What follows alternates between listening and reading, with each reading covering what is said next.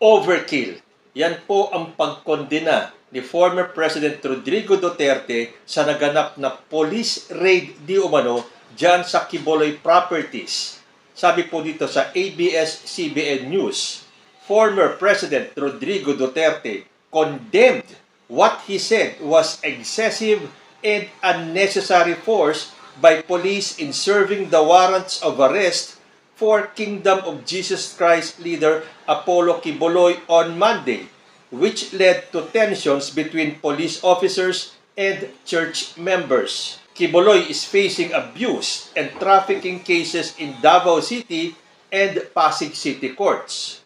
Over 100 policemen from the Criminal Investigation and Detection Group, Special Action Force, and other Philippine National Police units stormed the properties of Quiboloy, including the KOJC compound in Bohangin, Davao City, and the Prayer and Glory Mountains in Barangay Tamayong early Monday. Despite the tension between police and Quiboloy's supporters on Monday, nobody was reported hurt. Sa kanyang official Facebook page, sabi ni Duterte, this incident occurred within a place of worship and on school premises, which is absolutely unacceptable. Will this overkill be the trademark of this administration when dealing with individuals who are merely accused of committing a crime and have not been properly guilty beyond reasonable doubt? Dagdag pa ni Duterte. Iintindihin kong mabuti itong sinabi ni former President Duterte. Kung matatanggap ba natin ito statement niya o nagpapavictim lang sila. Kasi para po sa akin na isang simpleng mamamayan, hindi po aabot sa ganito ang sitwasyon kung nung una pa lang, sumurrender na si Quiboloy. Walang magiging ganitong klase mga senaryo kung sumusunod lang kayo sa batas. Hindi Ang ginagawa ni Quiboloy ay pinaglalaruan niya ang batas natin. Ipinapakita niya sa ating mga mamamayan na kayang-kaya niyang paikot-ikutin ang batas. Hindi nga ba't dati naghamon pa siya na dalhin niyo sa korte lahat ng ito at haharapin ko kayo. Ngayon naman na meron ng warrant of arrest, magtatago. So paano tayo maniniwala sa mga taong ito? Ang lakas ng loob na maghamon na dalhin daw sa korte dahil ayaw niya magpakita sa Senado, ayaw niya magpakita sa House, ang gusto niya sa korte. Ngayon dalawa na yung warrant of arrest na ini-issue sa kanya. Bakit ayaw niya sumuko? Gusto niyo talagang umabot sa gantong sitwasyon para magpa-victim kayo. Sasabihin niyo na kayo ay ginigipit, na ito ay human rights violations o kung ano mga ek-ek ninyo. Kung kayo ba naman umpisa pa lang, tumalima na at sumunod na sa kagustuhan ng korte. Dahil ito din naman ang gusto ninyo, na kayo ay sampahan ng kaso at doon nyo haharapin. Bakit kung kailan andito na, nagtatago kayo? So maaalis nyo ba sa isipan ng mas nakararaming Pilipino na gawa-gawa nyo lang talaga yan? Una, para pagtawanan nyo ang batas natin, na kayang-kaya nyong lusutan o paikot-ikutin ang batas natin. Gusto nyong ipakita na kayo ay untouchable. Sasabihin ni Duterte na excessive and unnecessary force. Ano ang gusto nyo? Babying kayo? Pinagbibigyan na nga kayo Hindi ba? Nung andyan yung mga police officers ng Davao, parang wala naman nangyayari. Di pasukan ng Special Action Forces. Ito ngayon ginagawa nila yung trabaho nila. Kailangan nilang iserve yung warrant. Sasabihin nyo excessive. Sasabihin nyo unnecessary force. Subukan ninyo na lumitaw si Quiboloy. Wala pong magiging ganitong sitwasyon. Ito naman miyembro ng kongregasyon ni Quiboloy. Hindi nyo ba alam na ito ay matatawag na obstruction of justice? Hindi na natin ipipilit sa inyo talaga dahil sarado ang mga isip ninyo. Hindi nyo na naisip na meron dapat panagutan ang inyong leader.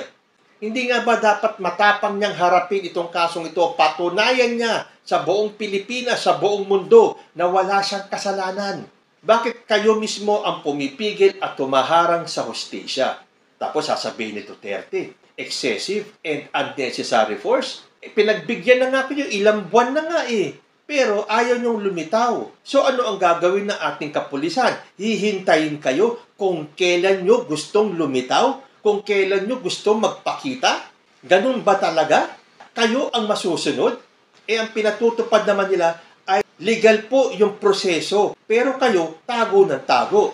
Tapos ngayon napasukin kayo, sasabihin ninyo na excessive o sobra-sobra itong pinakita ng ating kapulisan? Ano ang hindi maintindihan ng mga miyembro ni Quiboloy sa sinasabing Quiboloy is facing abuse and trafficking cases in Davao City and Pasig City courts? Hindi magkakaroon ng ganitong mga kaso kung hindi sila nakakita ng probable cause para kasuhan si Quiboloy. Pero okay lang yun. Gusto ninyo yan eh. Pero kapag may mangyari, isisisi nyo naman sa gobyerno ni President Bongbong Marcos. Ay, tama na yan. Pinipilit nyo ang gobyerno natin na gumamit ng dahas. Pero meron bang nasaktan? Wala. Dahil ang pakay lang ng mga polis dyan kahapon ay para ma-serve yung warrant of arrest. Meron bang sinaktan? Nanakit ba yung mga kapulisan natin? Wala. Dahil sinabi naman dito na walang nasaktan sa insidente. Sabi pa ni Duterte, this incident occurred within a place of worship and on school premises, which is absolutely unacceptable. Akala nyo ba hindi naman nakikita yung drama ninyo? Sinadya nyo dyan magtago para kapag nagkaroon ng gantong insidente, sasabihin nyo nga ito. Sinugod kayo sa place of worship, saka sa school premises. O hindi nga ba halata naman sinadya nyo yan para magpa-victim kayo? Sasabihin nyo unacceptable? Yung ginagawa ba ni Quiboloy na nagtatago at ayaw harapin yung kaso niya, acceptable ba yon? Yung paglaruan ni Quiboloy ang ating batas, acceptable ba yon? Sino ang mga gumawa ng mga unacceptable na galawan? Hindi ba si Quiboloy? Ang tagal na ng palugit. Masyado na kayong pinagbigyan. Ngayon, kailangan ng kumilos ng ating kapulisan. Dahil karamihan sa taong bayan, naiinip na po. Gusto nang malaman ang katotohanan. May kasalanan ba si Quiboloy o wala? Dahil kung meron, panagutin. Kung wala, edi set him free. Huwag nung lokohin ang taong bayan. Hindi na kami makukuha sa ganyan mga drama-drama ninyo.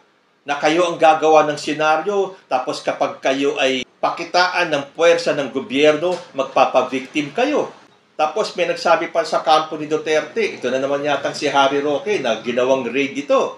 At may mga nilabag na naman daw ng mga karapatang pantao. Meron pong nag-send sa akin ito ng paliwanag. Sabi po niya, ang galing mag-twist ni Harry sa procedure ng rule of court. Dati naman ang magaling si Harry Roque sa ganyan, di ba? Tandaan niyo, sinabi niya, hindi lilipas ang araw na yon, masususpindi si Baste Duterte. Hindi ba panlilin lang pa niya sa taong bayan na kapag na-impeach si Sara Duterte, ay iuupo daw si Tambalos II o si Martin Romualdez. Alam na alam naman natin na kung sakaling ma-impeach ang Vice President, sino ang papalit? Ang Senate President.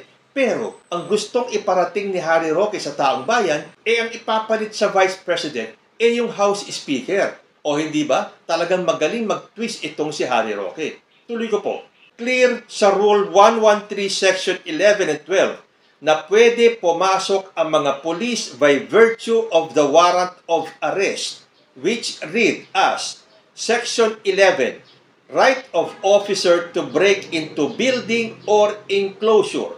An officer, in order to make an arrest, either by virtue of a warrant or without a warrant as provided in Section 5, may break into any building or enclosure where the person to be arrested is or is reasonably believed to be, if he is refused admittance thereto after announcing his authority and purpose. Ang linaw po dito sa Section 11, right of officer to break into building or enclosure in order to make an arrest either by virtue of a warrant. Meron pong warrant of arrest itong mga polis. So, may karapatan sila to break into the building or dun sa enclosure na pag-aari ni Quiboloy. Pero ito, as usual, pinaiikot na naman ni Harry Roque.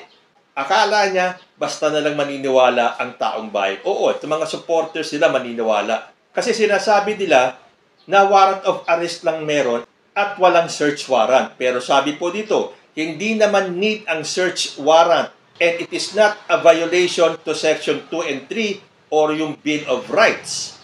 The key word here is reasonably believed to be. Meaning, kahit di sila certain na andun siya, kasi yun ang alam nila na possible dito siya magtago. Kaya pwede pa din pumasok ang mga police kahit walang search warrant Kasi hindi naman items ang need i-search. Tao ang need i-arrest. If he is refused admittance thereto, pag ayaw mag-admit sa kasalanan at ayaw sumuko na accused, kaya pwedeng pumasok ang mga pulis. Kaya hindi tama ang sinabi ni Harry na kailangan ng search warrant kasi di naman sila naghahanap ng evidence. Mag-aaresto sila ng isang akusado. Ano pa ba ang aasahan natin kay Harry Roque? Hindi ba panglilito lang sa taong bayan itong mga sinasabi ni Harry Roque? Kaya nga sabi ko sa inyo kung nung una pa lang pinanindigan na ni Quiboloy yung sinabi niya na ihabla siya, dalhin sa korte ang kaso at haharapin niya, hindi po aabot sa ganito.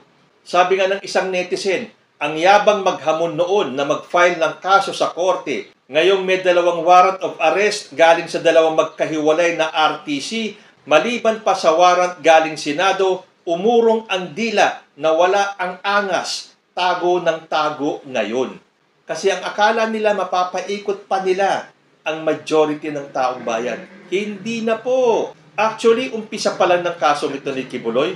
Majority po ng taong bayan gusto na harapin ni Quiboloy itong mga kasong ito. Para nga naman magkaalaman. Hindi ba binibigyan nga ng tsansa sa Quiboloy na linisin niya ang pangalan niya? Ngayon, andyan na yung mga warrant of arrest. Hindi lang po ito yung sa Senado, Ito po yung 2 warrant of arrest ng Regional Trial Court. So ito po mas mabigat kaysa dun sa warrant of arrest ng Senado or ng House. So bakit ngayon na ibinigay yung kahilingan ni Quiboloy, magtatago siya? Tapos kapag umabot sa gantong insidente, sisisihin nyo na naman ang gobyerno at magpapaawa effect na naman kayo? Hindi na po uubra yan. Laos na po yung ganyang style. Dahil kahit na magtago itong si Quiboloy, pasasaan ba at mahuhuli din ito? So nakita niyo po yung mga reports sa news, sa YouTube, na nagbarikada yung mga miyembro ni Quiboloy sa harapan ng Glory Mountain ba yun? Pero bakit hanggang dun lang? Bakit hindi na sila nadagdagan? Siguro akala na naman ni Harry Roque ay panahon na para mag-people power. Akala siguro nila ay kakampiyan sila ng mga taga Davao at lahat ay sasama sa kanila para ipagtanggol si Quiboloy. Ano nangyari? Sila-sila lang ang nandoon. Akala na naman nila people power na. Dahil may sinabi na naman si Harry Roque. Talagang hindi mauubusan ng statement si Harry Roque. May nagtanong sa kanya kung dapat na bang mag-people power dahil yun daw ang kahilingan ng taong bayan. Taong bayan na naman. Sino-sino kaya mga taong bayan ang tinatanong nila? Na sinagot naman ni Harry Roque na malapit na daw. At karapatan naman ng taong bayan na mag-people power. At karapatan naman daw ng taong bayan ang mag-people power. Okay, karapatan ng taong bayan talaga ang mag-people power. Ang tanong, may sasali ba sa people power ninyo? Obviously, sa dinami-dami na ng ginawa nyong prayer rally, hindi na nadagdagan ang bilang ninyo para makapagsagawa kayo ng people power. Kayo po, ano sa tingin ninyo? Malibang ating mga kapulisan na sumugod sila dyan sa Glory Mountain para iserve yung warrant of arrest? At hanggang kailan itong ginagawa ni Quiboloy na pinaglalaroan niya ang batas ng Pilipinas? Comment lang po down below at magbabalik ang usapang Tito Manny. Diyos ti Agnina.